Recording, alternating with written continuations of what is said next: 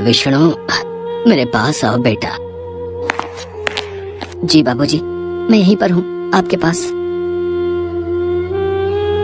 एक दिन तो सबको जाना है, मेरा भी वक्त आ गया है। लक्ष्मी, तुम भी मेरे पास आकर बैठो बेटी। अब सुंदर कहाँ है? भैया रास्ते में है बाबूजी, बस पहुँचते ही होंगे। वो भी आ जाता तो ठीक रहता। तुम सबको एक जरूरी बात बतानी थी, कहीं उसके आने से पहले मेरे प्राण न निकल जाएं। ऐसा न कहिए पिताजी, आपको कुछ नहीं होगा। भैया भाभी बस आते ही होंगे। आएंगे, जरूर आएंगे वो, पर मेरे चले जाने के बाद और आते ही अपना हिस्सा मांगेंगे। अच्छे से जानता हूँ उन दोनों को। तुम दोनों बहुत भोले हो और वो दोनों एक नंबर के चालाक। खैर, अब जो मैं बताने जा रहा हूँ उसे ध्यान से सुनो। मैंने इस तरह बंसीलाल स्वर्ग से धार गए और उनकी बात अधूरी ही रह गई। विष्णु और लक्ष्मी फूट फूट कर रोने लगे। बंसीलाल के दो बेटे थे। बड़े बेटे का नाम सुंदर और उसकी पत्नी मालती थी, जबकि विष्णु उनका छोटा बेटा था और उसकी पत्नी लक्ष्मी थी। बंसीलाल हमेशा से विष्णु के घर पर ही रहते थे। विष्णु और लक्ष्मी उनकी खूब सेवा करते थे, जबकि सुंदर और मालती को तो हमेशा से बस बंसीलाल की जमीन जायदाद से ही मतलब था। जैसा कि बंसीलाल ने कहा था, उनकी मौत के बाद सुंदर और मालती वहाँ पहुँचे। विष्णु, पिताजी चल बसे क्या? जी भैया, हम अनाथ हो गए भैया। बाबूजी नहीं रहे। कोई बात नहीं, हिम्मत रख भाई। अच्छा ये बता, पिताजी ने जाते हुए कुछ कहा क्या? नहीं तो मतलब, अरे वही अपनी जमीन या खेत के बारे में कुछ? नहीं भैया, इस बारे में तो कुछ नहीं कहा। हाँ तो ठीक है ना, आप दो ही भाई तो हो, आधी आधी बांट लो जमीन।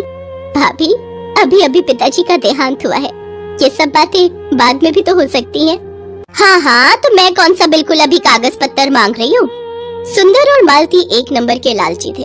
सुंदर बहुत पहले ही पैसे कमाने के चक्कर में शहर चला गया था और शहर में रहकर उसने अच्छा खासा पैसा भी कमा लिया था, जबकि विष्णु सिर्फ इसलिए गांव में रहा ताकि वो अपने पिता की देखभाल कर सके और खेती बाड़ी संभाल सके। इस तरह से सुंदर के मुकाबले विष्णु हमेशा से ही गरीब ही रहा। लेकिन इस बात का ना तो विष्णु को कोई अफसोस था और ना ही उसकी पत्नी लक्ष्मी को। दोनों ने मिलकर बंसीलाल का बहुत अच्छे से ख्याल रखा और उन्हें कभी कोई कमी नहीं होने दी। जबकि अमीर होने के बावजूद सुंदर और उसकी पत्नी मालती एक नंबर के कंजूस और लालची थे। उन्होंने जीते जी तो कभी बंसीलाल की सुध नहीं ली, लेकिन अब उनके देहांत के बाद अपना हिस्सा मांगने जरूर पहुंच गए थे। विष्णु, अब तो सारे काम निपट गए हैं और मेरी छुट्टी भी खत्म होने वाली है। तो आओ, अब जरा बंटवारा कर लेते हैं। भैया, बंटवारा करना जरूरी है क्या? और नहीं तो क्या विष्णु भैया, आप तो रहते हो गांव में, अपनी जमीन की देखरेख कर ही लोगे, पर हम शहर से कहाँ आते रहेंगे बार बार? इतना टाइम थोड़ी ही होता है हमारे पास। अब बंटवारा हो जाए तो हम अपने हिस्से की जमीन बेचकर निश्चिंत हो जाए और फिर चले जाए वापस। भाभी, तो क्या गांव से कोई नाता नहीं रखोगी अब यहाँ गांव में है ही क्या लक्ष्मी? पहले पिताजी थे तो फिर भी आना जाना हो जाता था, अब क्या ही करना है यहाँ आकर? मालती और सुंदर ने जिद ठान ली थी कि बंटवारा तो होकर रहेगा। और फिर बंटवारे से ठीक एक दिन पहले, सुनो जी। हाँ बताओ। मेरे पास एक कमाल का आइडिया है। अगर हम कुछ ऐसा करें कि विष्णु अपनी जमीन भी हमें बेच दे तो कैसा रहेगा? और वो अपने हिस्से की जमीन हमें क्यों बेचेगा? और हम क्या करेंगे इतनी सारी जमीन का? भाई हम क्या करेंगे मतलब? अरे सारी जमीन बेच बाच कर शहर में बढ़िया घर और चमचमाती गाड़ी लेंगे, और क्या। पर ऐसा होगा कैसे भाई? मालती ने सुंदर को अपने दिमाग की सारी खुराफात बता दी। फिर अगले दिन सुंदर सुबह विष्णु से बोला, विष्णु क्या कर रहे हो? खेत जा रहा हूँ भैया, बीज बोने हैं। अच्छा, तो तुम मेरे साथ तहसील नहीं चलोगे क्या? तहसील? वहाँ क्यों जाना है भैया? अरे वो पिताजी का मृत्यु प्रमाण पत्र लेकर जमीन अपने नाम ट्रांसफर करवानी पड़ेगी ना। ओहो, भैया आप ही देख लो ना ये सब। मुझे वैसे इन सब के बारे में क्या पता। चलो ठीक है, मैं अपने हिसाब से देख लूंगा। भोला भाला विष्णु सुंदर पर बहुत भरोसा करता था। आखिर दोनों सगे भाई थे। उधर मालती और सुंदर तो यही चाहते थे कि विष्णु उनके साथ ना जाए। मालती और विष्णु उस दिन तहसील के बहाने सारा दिन घूमते रहे और फिर शाम को अपने प्लान के मुताबिक वो घर में दाखिल हुए। अरे भैया भाभी, आ गए आप लोग? थक गए होंगे ना, पूरा दिन लग गया आज तो। अरे पूछो मत, पूरा दिन धूप में परेशान हो गए। और हासिल क्या हुआ? ढेला। ढेला ही मिलेगा ना। पिताजी ने हमारे लिए कुछ नहीं छोड़ा। कुछ नहीं छोड़ा? मतलब पिताजी हमारे लिए इतनी सारी जमीन छोड़ तो गए हैं ना? अरे ये जमीन हमारी नहीं है लक्ष्मी। पिताजी ने बैंक से लोन लिया था ना 2 लाख रुपए का, जो उन्होंने चुकाया नहीं, और बैंक ने अब जमीन पर केस लगा दिया है। तब तक उनको पैसा नहीं मिलेगा। जमीन हमारी तो क्या, किसी का भी नाम नहीं हो पाएगी। पर भैया, पिताजी ने तो इस बारे में कभी कुछ नहीं बताया। अरे कैसे बताते? अगर वो बता देते कि जमीन गिरवी रखी है तो हम नाराज नहीं हो जाते? खुद तो चले गए और हमें भिखारी बना गए। कुछ भी हो भाभी, पर ऐसे तो मत बोलिए पिताजी के बारे में। अरे तुम चुप रहो लक्ष्मी। ये देख रही हो, ये बैंक का नोटिस है।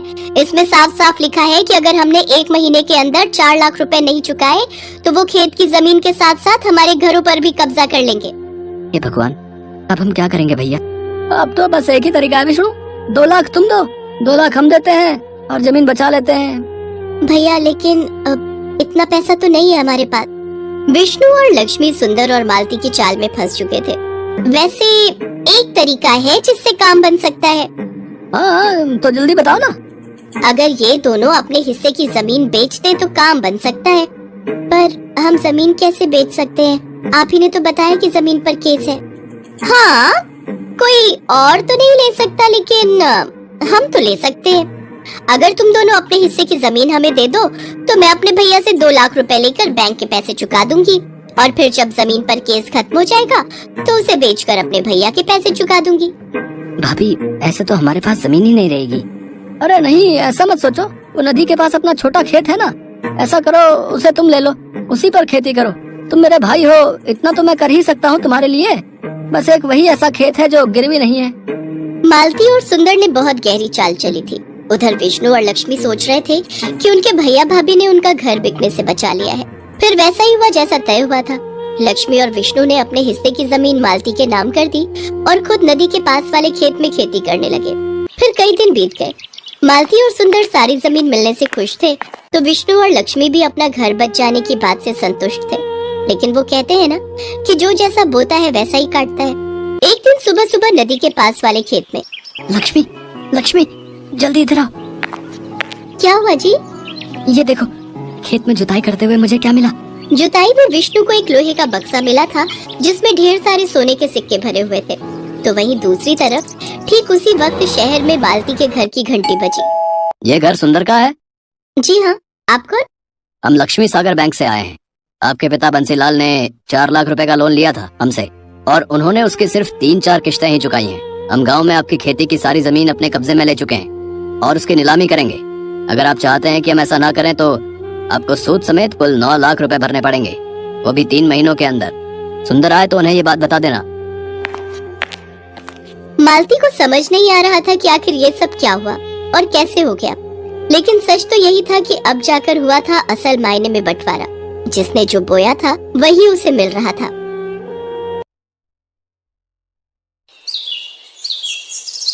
उर्मिला माधोपुर गांव में रहती थी। उसके पास पारो नाम की एक पालतू गाय थी। पारो उर्मिला के साथ पिछले कई सालों से है। पति के देहांत के बाद इसी गाय के सहारे उर्मिला ने अपने परिवार को चलाया। उसकी गाय का दूध पूरे गांव में मशहूर था। गांव के सभी लोग उर्मिला से ही दूध लेते थे। उर्मिला का बेटा शहर में पढ़ता था। वहीं उसे पूनम नाम की एक लड़की से प्यार हो गया और उसने अपनी माँ को बिना बताए पूनम से मंदिर में शादी कर ली। आज वो गांव वापस आने वाला था। उर्मिला बहन, 2 किलो कर देना दूध। 1.5 किलो मुझे भी देना। क्या बात है उर्मिला बहन, आज तो तुम बड़ी खुश दिखाई दे रही हो। बात ही खुशी की है सरोज बहन, आज मेरा बेटा गांव वापस आ रहा है। बस जल्दी जल्दी काम निपटा कर उसी के लिए बढ़िया बढ़िया पकवान बनाऊंगी। पता नहीं शहर में उसे क्या खाने को मिलता होगा और क्या नहीं। अच्छा तो ये बात है, चलो बहुत बढ़िया हुआ। कब से बेटे के बिना अकेले रहते रहते तुम उदास हो गई हो। अब वो आ जाएगा तो तुम्हारे साथ काम में भी मदद कर देगा। हाँ वो तो है। अरे आ रही हूँ पारो, तू क्यों आवाज लगा रही है? मैं जानती हूँ तू भी सूरज का नाम सुनकर बहुत खुश हो रही है। रुक, मैं अभी तुझे चारा डालती हूँ, फिर तो सूरज ही तुझे खिलाएगा। उर्मिला की गाय पारो अपनी आवाज में उससे बातें कर रही थी, मानो वो भी सूरज के आने की खुशी मना रही हो। शाम के समय सूरज आ जाता है, पर अपने बेटे के साथ बहू को देखकर उर्मिला को बहुत बुरा लगता है। माँ तुम नाराज मत हो, सब कुछ बहुत जल्दबाजी में हुआ। पूनम के पिताजी की तबीयत ठीक नहीं थी और वो चाहते थे कि हम ये शादी जल्दी से जल्दी कर लें, इसलिए मैं आपको बता ही नहीं पाया। पर अब मैं आपके साथ ही रहूंगा, आप चिंता मत करो। और माँ, पूनम बहुत अच्छे स्वभाव की पढ़ी लिखी लड़की है, आप एक दूसरे को आसानी से समझ जाओगे। ठीक है, देखती हूँ वो मुझे कितना समझती है। गांव के रहन सहन और शहर के रहन सहन में बहुत फर्क है बेटा। उर्मिला की तरह पूनम घर के कामकाज नहीं कर पाती थी, उसे तो घर का कोई भी काम करना नहीं आता था। सूरज, तुमने मुझे कहाँ लाकर पटक दिया है? मुझसे ये घर के काम नहीं होते, हमें शहर वापस चलना चाहिए। उस गाय का गोबर साफ करो, उसे चारा डालो, उसे नहलाओ, घर की लीपा पोती करो। ये सब करके तो बदबू के मारे मेरा बुरा हाल हो रहा है। ऊपर से तुम्हारी माँ को माँ जी का नाटक करते हुए लहसुन प्याज ही काटती रह जाऊं। कैसी बातें कर रही हो पूनम? यहाँ पर सारा कामकाज बना हुआ है। मैं तो यहाँ पर बढ़िया सी डेयरी खोलने की सोच रहा हूँ। दूध, घी, पनीर, दही और कुछ खास मिठाइयों की बहुत ही बढ़िया डेयरी खुल जाएगी। हमारी अच्छी खासी कमाई हो जाएगी। शहर में घर का किराया, खर्चा पानी कितना ज्यादा है, वहाँ पर मुझे काम सेट करने में ही सालों गुजर जाएंगे। और जहाँ पर मेरा अपना खुद का घर का काम है, हम शहर में क्या करेंगे? तुम्हें पता भी है, हमारी गाय का दूध पूरे गांव में मशहूर है। सोचो हम कितना कमा लेंगे, और फिर हमारे यहाँ रहने से माँ को भी सहारा रहेगा। वो बेचारी अकेले काम नहीं संभाल पाती है। अच्छा, तुम काम करो, मैं थोड़ी देर बाजार होकर आता हूँ। कह तो सूरज ठीक ही रहे हैं, शहर में काम करने के लिए पैसों की भी जरूरत होगी। यहाँ पर तो अपना मकान, अपना काम है, और फिर हमें तो पैसे कमाने से मतलब है। कुछ सालों में अच्छे पैसे कमा लिए तो बाद में शहर जाकर बस जाएंगे। पर मुझे किसी भी तरह से सासू माँ से अलग होना है, ताकि उस गाय पर मेरा कब्जा हो जाए। पता नहीं, माँ जी तो बहुत चालाक है, कितने पैसे अपने अंदर करके बैठी होंगी। पूनम को पता था कि सूरज गांव में ही काम बढ़ाने वाला है, इसलिए वो अलग होने के रास्ते ढूंढने लगी। सूरज, सुबह से काम कर करके मैं थक गई हूँ। मेरे आने के बाद माँ जी ने घर के सारे काम मेरे ही जिम्मे डाल दिए हैं। गाय को नहलाना, धुलाना, गोबर साफ करना, चारा डालना, सारी देखभाल तो मैं करती हूँ। और दूध बेचने के टाइम पर माँ जी गल्ला लेकर तखत पर खुद बैठ जाती हैं। ऐसे थोड़ी होता है, मैं अब और बर्दाश्त नहीं कर सकती। जब मैं इतना काम कर रही हूँ तो फिर मैं अलग ही रहूंगी। मुझे माँ जी के साथ नहीं रहना। और हाँ, उस गाय पर मेरा हक है, मुझे तो बस बंटवारा चाहिए, गाय का बंटवारा।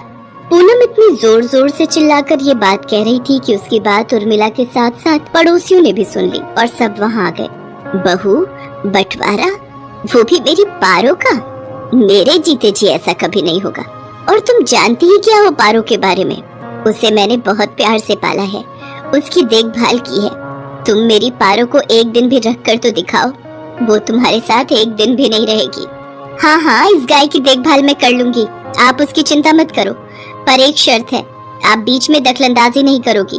मैं जैसी मर्जी गाय की देखभाल करूं, आप उससे दूर रहोगी। सूरज, अगर आज बंटवारा नहीं हुआ तो मैं तुम्हें छोड़कर शहर चली जाऊंगी। माँ, अगर पूनम चाहती है तो आप उसे गाय दे क्यों नहीं देती? उसे एक बार कोशिश करने तो दो। कहीं ऐसा ना हो आप दोनों के झगड़े में मेरी शादीशुदा जिंदगी खराब हो जाए। सूरज बेटा, एक माँ कभी नहीं चाहती कि उसके बच्चों का घर खराब हो। अगर बहू की यही इच्छा है तो आज से मैं अपनी पारो बहू के हवाले करती हूँ। उर्मिला बहन, इतने सालों से हम देख रहे हैं पारो को तुमने बहुत लाड प्यार से पाला है। कहीं ऐसा ना हो बंटवारे के चक्कर में एक निर्दोष जानवर परेशान हो जाए। सब गांव वाले भी क्या समझाते, पूनम तो बंटवारे की जिद पर अड़ गई थी और ऐसा ही हुआ। गाय अब पूरी तरह से पूनम के हवाले थी। सूरज गांव में डेयरी खोलने की व्यवस्था के काम से शहर चला जाता है। पूनम तो आलसी थी, उसने गाय के प्रति लापरवाही दिखाना शुरू कर दिया। वो सुबह उठकर ना तो गाय का गोबर साफ करती थी, न उसे नहलाती धुलाती थी और न ही उसे समय पर चारा देती थी। इसी कारण गाय के आसपास बदबू फैलने लगी और मक्खियाँ, मच्छर, कीड़े मकोड़े आने लगे। गाय को समय पर चारा नहीं मिलता था, वो कमजोर हो गई। पूनम सारा दिन सोती रहती और खाती पीती रहती। गाय ने दूध देना भी बंद कर दिया। एक दिन गाय बेहोश होकर जमीन पर गिर गई। ये देखकर पूनम घबरा गई। सूरज उसी समय शहर से आया और वो भी घबरा गया। उसने उर्मिला को आवाज लगाई। उर्मिला दौड़ती हुई अपनी पारो के पास आई और बिलख बिलख कर रोने लगती है। पारो, पारो उठ, देख देख, मैं तुझे आवाज लगा रही हूँ। पूनम, पारो की देखभाल की जिम्मेदारी तुमने ली थी ना, फिर उसका ये हाल कैसे हो गया? मुझे माफ कर दो सूरज, गलती मेरी ही है। मेरे कारण पारो आज इस हालत में है। मैं सचमुच माँ जी की तरह पारो की देखभाल नहीं कर सकी। माँ जी, मुझे माफ कर दीजिए। उर्मिला दौड़कर चारे के पास जाती है और चारे को उठाकर पारो के आगे रखती है। पारो को उर्मिला के स्पर्श का एहसास होता है। वो थोड़ा सा हिलती है। ये देखकर सब खुश हो जाते हैं। उर्मिला अपने हाथों से पारो को चारा खिलाती है। पारो खुशी खुशी ढेर सारा चारा खा लेती है, मानो वो कब से उर्मिला के हाथों से ही चारा खाना चाह रही थी। पूनम को अपनी गलती का एहसास हो जाता है और वो उर्मिला से माफी मांगती है। कुछ दिनों में पारो फिर से ठीक हो जाती है। अब सूरज ने भी गांव में एक बड़ी डेयरी खोल ली थी।